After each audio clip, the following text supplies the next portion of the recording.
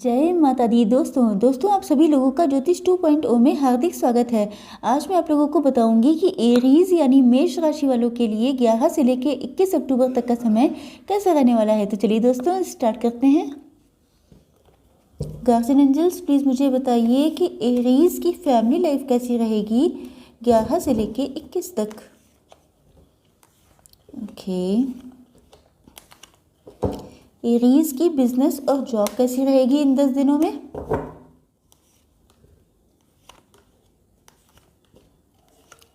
Aries की health कैसी रहने वाली है इन 10 दिनों में। ओके, एंड एरीज की marital life and love life कैसी रहने वाली है इन 10 दिनों में। Okay, bottom of the deck है क्वीन ऑफ वैंड्स। ओके, चलिए दोस्तों, नाउ आई थिंक सो कि सभी कार्ड्स आप लोगों को अच्छे से विजिबल हैं।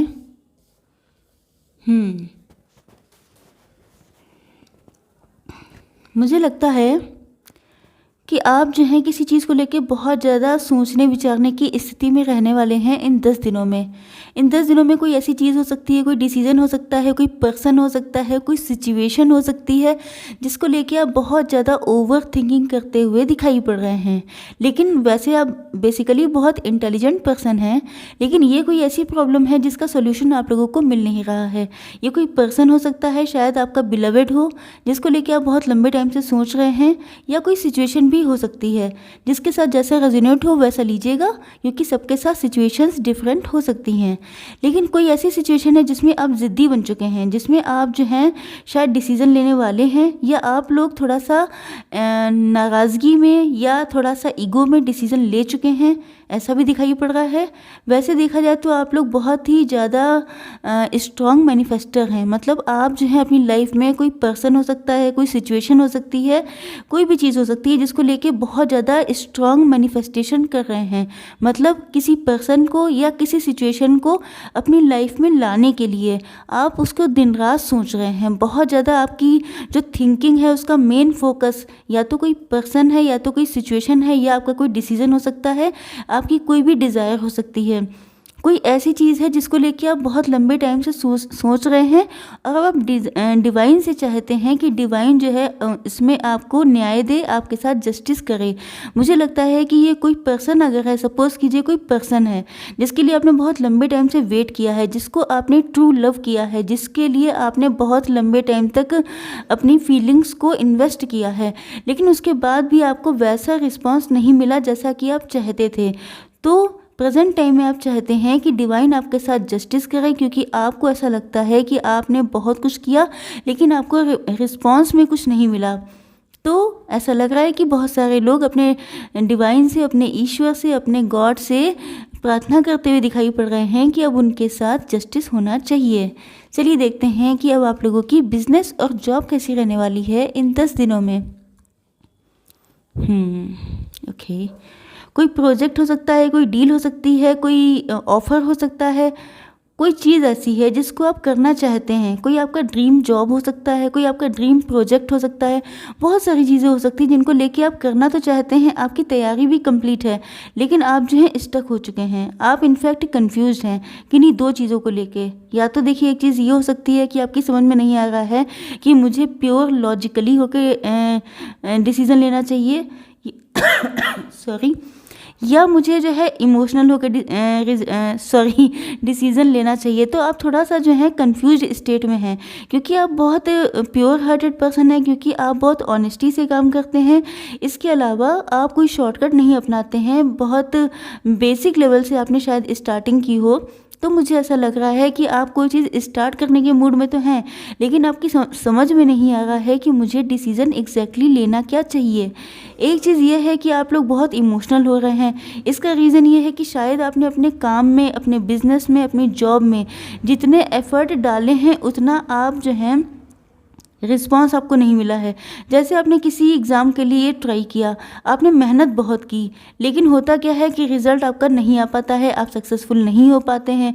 ऐसे ही कोई इंपॉर्टेंट डील हो सकती है, कोई बिज़नेस डील हो सकती है, उसके लिए आपने शायद बहुत ज़्यादा मेहनत की है, आपको ऐसा लगता है कि मैंने अपना 100% दिया, लेकिन उसके बाद भी रिज़ल्ट्स वो नहीं आ पाते हैं जो आपने सोचे थे। तो बहुत सारी चीज़ें हो सकती हैं जिसमें आप जो है, आपके अंदर कोई कमी नहीं है, लेकिन आप जो है सोच रहे हैं, आप डिसीज़न नहीं ले पा रहे हैं, क्योंकि आपका माइंड बहुत ज़्यादा कंफ्यूज्ड है कि मुझे करना चाहिए कि नहीं करना चाहिए।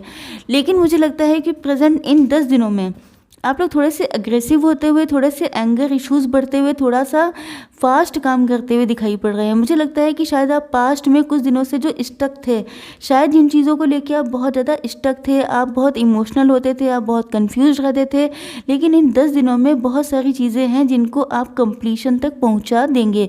मतलब डिसीज़न ले लेंगे, मतलब कोई काम बहुत टाइम से सोच रहे हैं तो उसको कर डालेंगे, मतलब जो चीज़ें इतने लंबे टाइम से स्टक चल रही थी उन सारी चीज़ों में एक कंटिन्यूटी आती हुई दिखाई पड़ रही है। चलिए देखते हैं कि आप लोगों की हेल्थ कैसी रहने वाली है इन 10 दिनों में। पहली बात तो ये है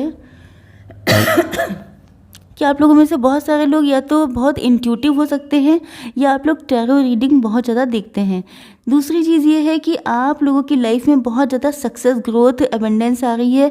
कुछ लोगों की लाइफ में देखिए, मुझे ऐसा लगता है कि अगर आप लोगों को हेल्थ इश्यूज़ चल रहे थे तो वो आप लोगों के ठीक होने वाले हैं। हो सकता है कुछ लोगों की हेल्थ इतनी ख़राब थी कि उन्होंने डिवाइन से जस्टिस मांगा था कि मुझे कब तक हेल्थ मिलेगी, कब मेरे हेल्थ इश्यूज़ रिजॉल्व होंगे, कब मेरी हेल्थ में इम्प्रूवमेंट होगा।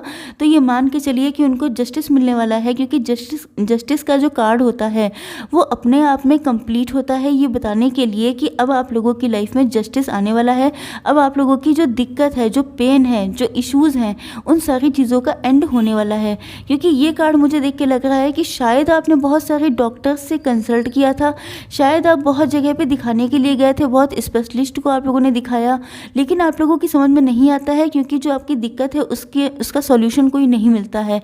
तो शायद इसीलिए आप लोगों ने डिवाइन से प्रार्थना की, आप लोगों ने डिवाइन के सामने ये प्रॉब्लम रखी, और अब आप लोगों को उसका सॉल्यूशन, उसका जस्टिस मिलते हुए दिखाई पड़ रहा है। बहुत ज़्यादा अबंडेंस, बहुत ज़्यादा सक्सेस, बहुत ज़्यादा खुशियाँ और हेल्थ में इम्प्रूवमेंट आता हुआ दिखाई पड़ रहा है। चलिए देखते हैं कि आप लोगों के पार्टनर की क्या फीलिंग्स रहने वाली हैं इन 10 दिनों में आप लोगों के लिए।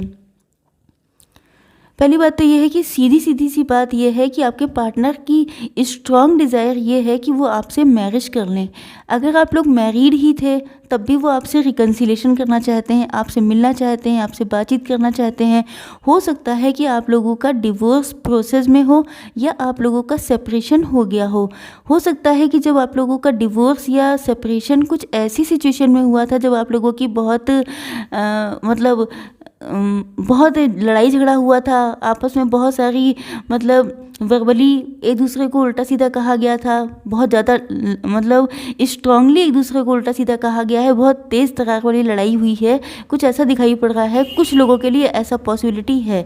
अगर ऐसा भी है तो आपके पर्सन की कॉल आ सकती है, मैसेज आ सकता है, कोई आप लोगों के पास कुछ ऐसी नॉलेज हो सकती है, कोई ऐसी जानकारी, कोई ऐसी इन्फॉर्मेशन मिल सकती है कि आपके पार्टनर आपसे बात करना चाहते हैं या आपकी लाइफ में शामिल होना चाहते हैं, आपसे फिर से रिकन्सिलेशन चाहते हैं।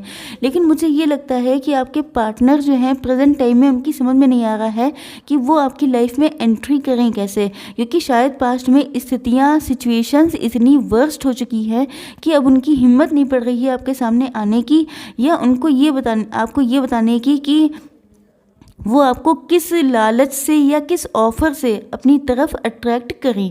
एक तो ये सिचुएशन हुई। दूसरी सिचुएशन ये है कि अगर आप लोगों की लव अफेयर चल रहा है, अगर आप लोग रिलेशनशिप में हैं किसी पर्सन के, तो वो पर्सन आपसे जो है मैरिज करना चाहते हैं, लेकिन उनको ऐसा लगता है कि आप लोगों के बीच में या तो कास्ट, कल्चर, रिलीजन का डिफरेंस है, इस वजह से उनको लगता है कि लड़ाइयाँ होंगी, या आप लोगों की फैमिलीज़ एक दूसरे को पसंद नहीं करती हैं, इस वजह से उनको लगता है लड़ाइयाँ होंगी, या वो मैरिड हैं, इस वजह से उनको लगता है कि अगर वो आपके पास आते हैं प्रपोज़ल लेके, या आप लोगों को अप्रोच करते हैं तो फिर आपस में लड़ाइयाँ होने के चांसेस बहुत ज़्यादा हैं।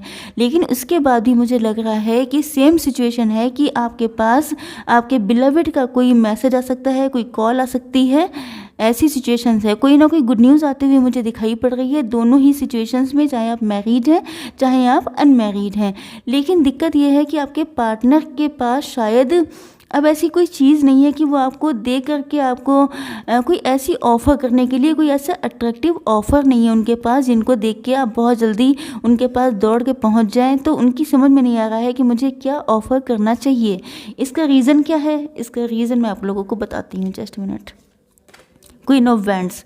क्वीन ऑफ वैंड्स का मतलब ये है कि आप जो है इतने ज़्यादा अट्रैक्टिव हैं। शायद आप लोगों की पर्सनालिटी में बहुत ज़्यादा चेंजेस आए हैं। शायद आपने अपने आप को पहले से बहुत ज़्यादा सेल्फ लव किया है। शायद आप लोगों ने अपनी पर्सनालिटी में बहुत इम्प्रूवमेंट किए हैं। सॉरी। इसके अलावा मुझे लगता है कि अब आप बहुत ज़्यादा पावरफुल हो चुके हैं। पहले आप जैसे भी हो सकता है पहले आप बहुत ज़्यादा इनोसेंट, बहुत ज़्यादा इग्नोरेंट, बहुत सारी चीज़ों से अनजान हो, मतलब सॉरी। तो हो सकता है कि आप लोग पास्ट में बहुत ज़्यादा इनोसेंट हो, बहुत सारी चीज़ों में आपके अंदर आपकी पर्सनालिटी में बहुत कमियां हो सकती हैं। लेकिन प्रेजेंट टाइम में आप इतने कंप्लीट हो चुके हैं, आपके इतने स्ट्रॉन्ग मैनिफेस्टर हो चुके हैं, इतने ज़्यादा आपके अंदर एबिलिटीज़ आ चुकी हैं, या ये समझ लीजिए कि आपके पार्टनर को आप इतने ज़्यादा अट्रैक्टिव दिखाई पड़ रहे हैं कि उनकी समझ में नहीं आ रहा है कि वो आखिर आपको क्या ऑफ़र करें। मुझे लगता है कि बहुत सारे लोगों ने अपना कोई जॉब या बिजनेस भी स्टार्ट किया है, मतलब आप लोग फाइनेंशियली भी बहुत ज़्यादा स्टेबल हो चुके हैं या स्टार्टिंग फेज़ में हैं अपने। तो आपके पार्टनर को समझ में नहीं आ रहा है कि मुझे क्या ऑफ़र करना चाहिए जिसको देख के आप उनसे भी अट्रैक्ट हो जाएं। ओके, चलिए देखते हैं सॉरी कि एंजल्स की क्या गाइडेंस है आप लोगों की लव लाइफ को लेके। ओके, थोड़ा सा आज फंबल कर रही हूँ मैं। एंजल्स प्लीज़ मुझे बताइए कि एरीज़ के लिए लव लाइफ के लिए क्या गाइडेंस है आप लोगों की। मेरे व्यूअर्स जो एरीज़ हैं उनके लिए क्या गाइडेंस है लव लाइफ के लिए। It's up to you. Okay, the situation will improve and let go. देखिए, आपके पर्सन, जैसा कि मैंने बताया था कि ये आपके या तो कोई डिवोर्स्ड पर्सन हो सकते हैं जिनसे आपकी मैरिज हुई थी, या आपका बिलवेड भी हो सकते हैं। तो जैसी भी सिचुएशन है, लेकिन एग्जैक्टली उस सिचुएशन को आप लोग जानते हैं क्योंकि सबकी सिचुएशंस डिफरेंट होती हैं। तो आपको जैसा ठीक लगे वैसा करना चाहिए। एंजल्स की तो यही गाइडेंस है आप लोगों के लिए। दूसरी चीज़ ये है कि अगर आपके साथ मतलब आप लोगों का लव ट्रू है, अगर आपको लगता है कि थोड़े बहुत डाउट्स या मिसअंडरस्टैंडिंग्स हो गई थी जो इतनी बड़ी बात नहीं है, तो आप लोगों के लिए ये गाइडेंस है कि सिचुएशन में इम्प्रूवमेंट आएगा। ओके, नेक्स्ट कार्ड है लेट गो। लेट गो का मतलब ये है कि अगर आप अपने पार्टनर को फॉरगिव नहीं करना चाहते हैं, अगर आपके साथ पास्ट में कुछ इतना गलत हुआ था जिसको आप भूल नहीं पाए हैं, जिन चीज़ों से आप निकल नहीं पाए हैं, तो आपसे लेट गो करने को कहा जा रहा है। क्योंकि अगर पास्ट के बैगेज आप लोगों ने अपने ऊपर रखे, अपने माइंड पे आपने ये सारे नेगेटिव बैगेज रखे, तो आप लोग आगे आप लोगों की ग्रोथ और सक्सेस में दिक्कतें आएंगी। इसलिए एंजल्स आप लोगों से कह रहे हैं कि लेट गो करिए उन सारी नेगेटिविटी को, उन सारी मेमोरीज को, उन सारी बैड थिंग्स को। ओके, आई होप सो कि आप लोगों को वीडियो पसंद आया होगा। Like, share and subscribe. जय माता दी।